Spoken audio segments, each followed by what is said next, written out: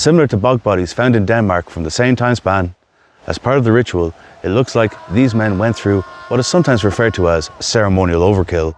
often seen with multiple, commonly 3 wounds, each one by itself having been enough to kill the individual. Wounds like slashed wrists, stabbed through the chest, hitting the head with an axe or similar, with sometimes the individual being completely decapitated, and strangulation being among the more common methods chosen.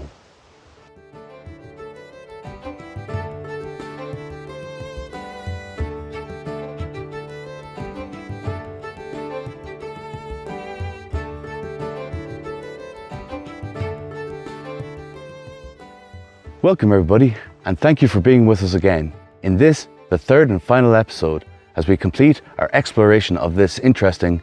and at times convoluted, near codependent relationship between the archaeology that dominates our landscape with the folklore that is shown to at times stretch back further than the sites it has subsequently become entwined with. In the first 2 episodes, we saw how many of the folk traditions most likely developed from, with pre-Christian beliefs getting mixed with the Christian ones, which came to rule Ireland from the 5th century onwards. How they became entwined with certain typology of sites and acting like living beings evolved and changed itself to remain relevant and to thus being told to the next generation, forming a link in the chain, making up the social devices for the transmission of important information from one generation to the next, like stepping stones across the murky ponds of our past.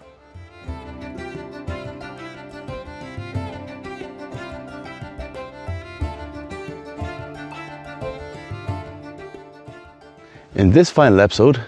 building on the work of our previous episodes, we'll be delving into the depths of knowledge and information which can sometimes be found in these ancient stories, as well as examining some of the potential problems involved when trying to elucidate the folklore, in particular for the points that could hold great relevance to the modern archaeologist investigating a potential site.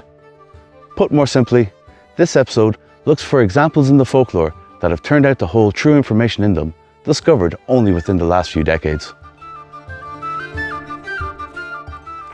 A tantalizing tale to imagine is part of the Arthurian legends recorded in Historia Regum Britannia by Geoffrey of Monmouth, which tells of how Merlin sent people to Ireland, to Mount Killaris, which to us Irish means the late prehistoric site of the Hill of Ishnach, to steal the stone circle from there to be used in England. Part of the monument's purpose was to connect Arthur to the Irish folk tradition that the spirits of the great chieftains buried at these sites would be reincarnated into the babies' bodies. Interestingly, there has very recently been made a connection between a dismantled stone circle at Whan Mon in Wales, near to where the bluestone used in Stonehenge was quarried. The Welsh circle was dismantled not long before Stonehenge was started, sharing all the same dimensions and astronomical alignments. At the time of the Saxons' invasion into Britain after the collapse of the Roman Empire, the part of Wales that the circle was from was considered to be Irish. Tantalizing to think that an account taken in the 12th century concerning a 5th century event mentions something that may have happened over 4,000 years previously again.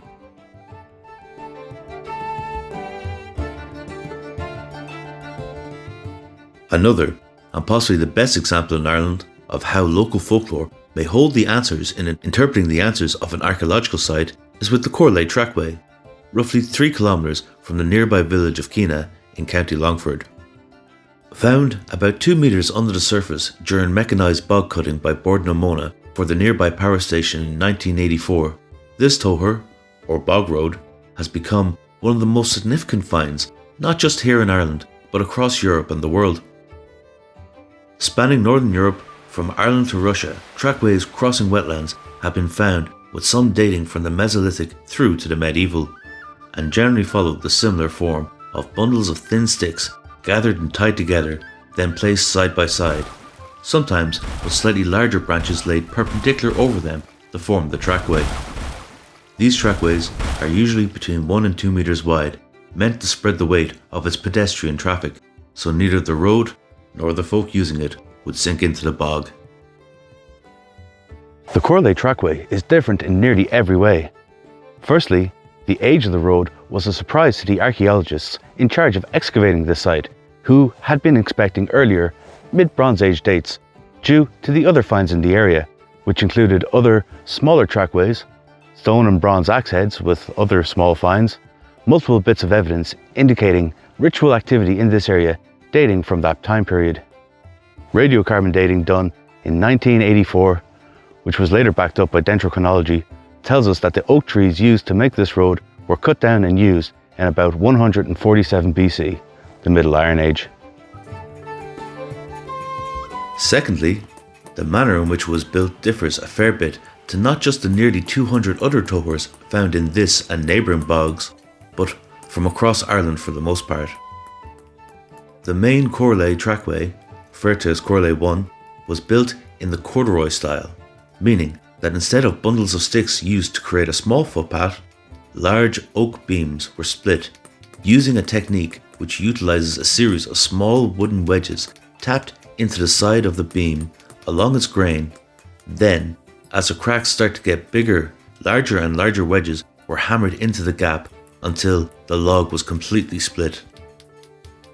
The archaeologist running this dig, Professor Barry Rafferty, estimated would have taken at least 300 wagon loads of oak, each tree taking about 200 years to mature, to provide just the sleepers for Corlea 1. These logs, in the corduroy style, are about 15 centimeters thick.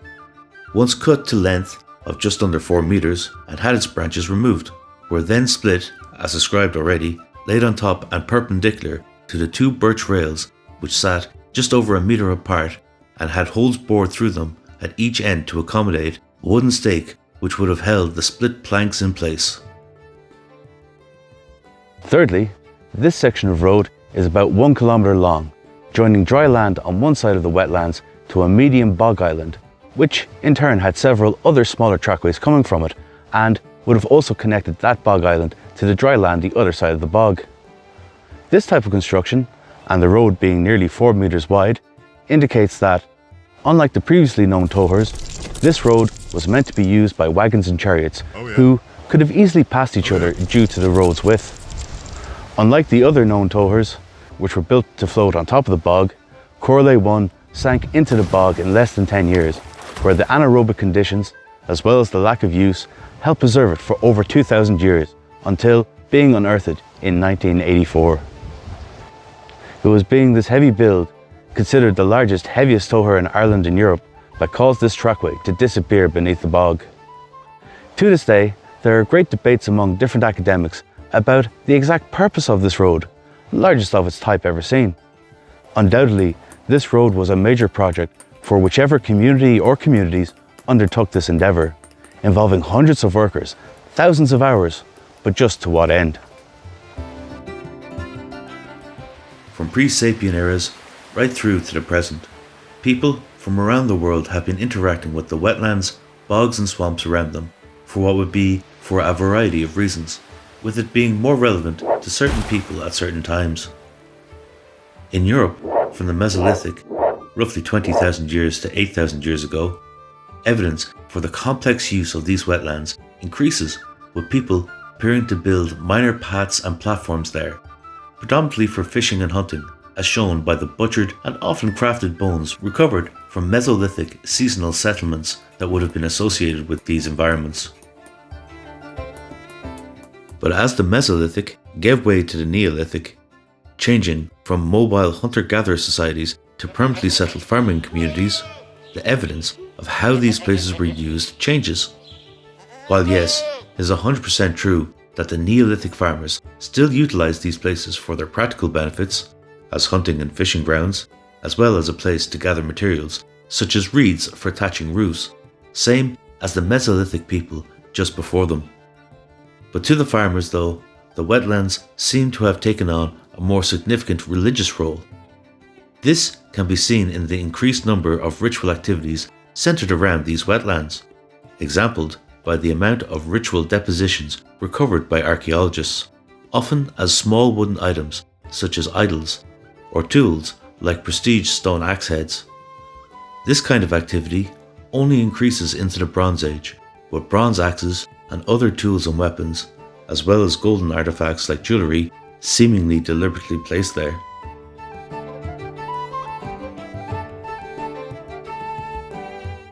Then on into the Iron Age, the period most relevant to this discussion,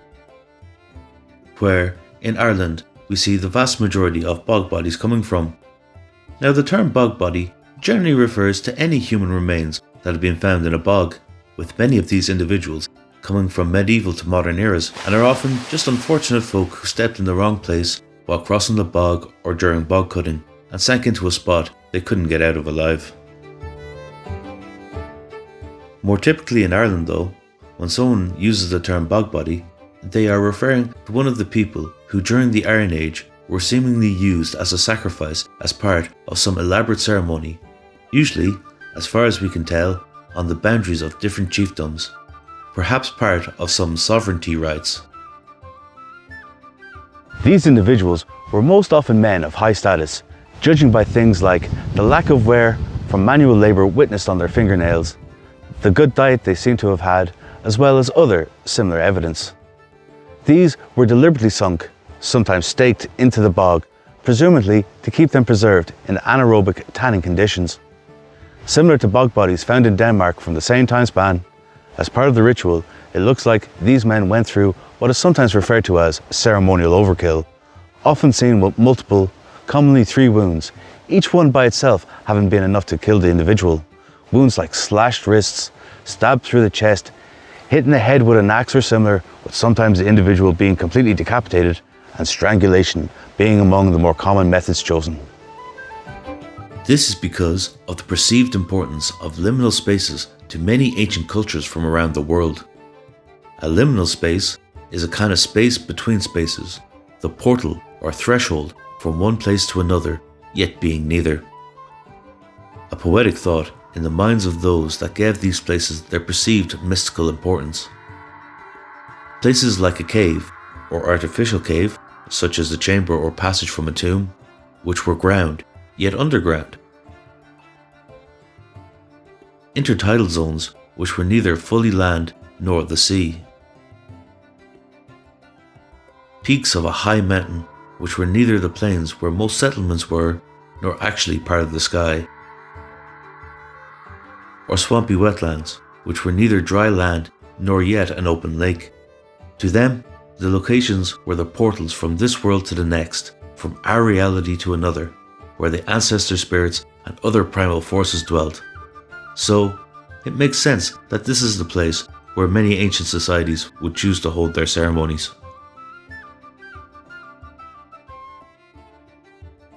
Now, with all this in mind, the multiple aspects which would make access to the boglands so important, we can begin to examine the different potential reasons that the main trackway was built here in Corlea during the Iron Age. Some academics theorise that this was done as part of a defensive network, as from the late Bronze Age into the Iron Age, there was a definite increase in militarisation across the spectrum of different societies, shown by the increased disparity within settlements, indicating a definite hierarchy, with the upper echelons having a greater association with weapons and armour and building more defensive structures. That the main trackway which led to this island in the middle of the bog, an island that could easily be defended, with the roads allowing herds of cattle or wagon loads of materials to be transported there. Equally speaking, this island would have made an excellent staging area for going on a raid into a neighbour's territory.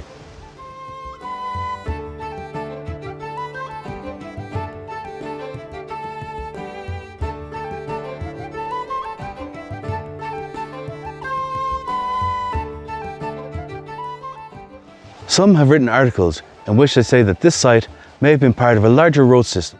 that it was not simply for connecting small hamlets, but part of a much greater, more symbolic, maybe even ceremonial procession way. Like the saying, all roads lead to Rome, this could have been part of a grand metaphysical connection between the Hill of Ishnock, the spiritual centre of Iron Age Ireland, to the important royal site of Rathcroghan, the seat of Queen Maeve.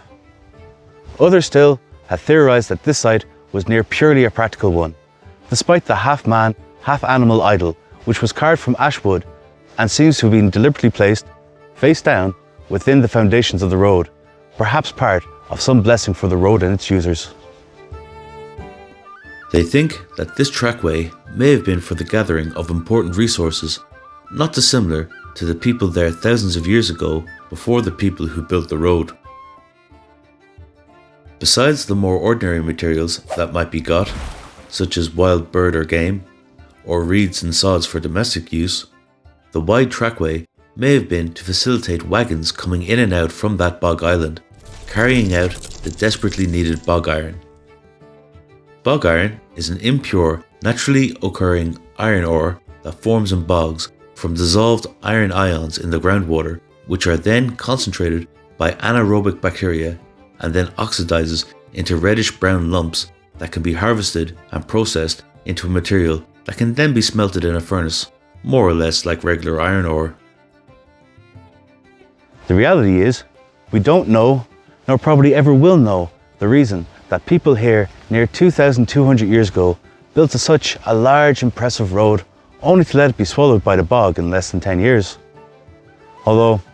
this does make sense if they're from the local county council, the ones in charge of maintaining our roads. There are many stories from Irish myths which talk about a mighty road being built across the bog, with entire forests having to be felled in the process, as well as stories from the local folklore which hold surprising similarities to Corlea, even though Corlea Trackway had to have been sealed for the entire 2,200 years in the anaerobic conditions of the bog to have stayed as well preserved as it did. This surely means that any information or knowledge about this site was passed down in an unbroken chain for over 2,000 years among the local population through their oral traditions. Locally, Corlea has been known by the name the Danes Road, linked to an old story about a chief of the local area who, during a time of war, needed a way to quickly get his armies from one side of an impassable bog to the other, so to be able to conduct surprise raids. While the story may have got the era wrong, as Danes didn't come to Ireland in any number for another 1,000 years after the road disappeared, this story does line up with what some historians and archaeologists have theorized about the potential military functions of a road like this. This large trackway may have been built as part of a military campaign against a neighbour in order to take advantage of being able to quickly get one's army from one place to another without having to expose their flanks while doing so. This theory also may explain why the road was allowed to disappear as it was done serving its military functions. There is another story about how years ago, two communities who were not on the friendliest of terms with each other lived either side of a great bog. In an effort to try and forge some kind of lasting good relationship with each other, the leader of both groups came up with a plan that they would work together and build a large towher connecting the two groups, that each side would work on building their section of road from their side out to meet the opposing section of road in the centre of the bog. But not long before the road was complete, there was a massive falling out between the two groups, and so the road was never completed and was allowed to fall into disrepair. Interestingly, some of the archaeologists examining this site suggest a ceremonial purpose for the trackway, citing evidence that looks like this road was never fully finished. This may also explain why such a massive structure, such a massive undertaking, would be allowed to sink into the bog. There are a number of different versions of the classic Irish mythology story, The Wooing of Aethon, which tells the tale of Aethon, the extraordinarily beautiful daughter of the King of Ulled, an ancient kingdom in the northeast of Ireland, and all the misadventures stemming from her involvement with several different men who all wanted her. Each version mentions that during the process of winning her hand, a forest was felled to create a mighty causeway across the bog. One version has Aethon's her then current husband Oku, the High King of Ireland and father of Maeve, playing games and gambling on the outcomes.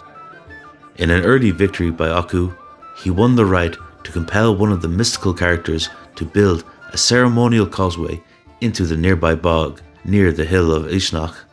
The known surviving manuscripts of this story are from around 11 to 1400 AD, although the arcane style of language used suggests that these were, as was commonly practiced, copied from earlier manuscripts, perhaps from the 8th century, but have subsequently become lost to us.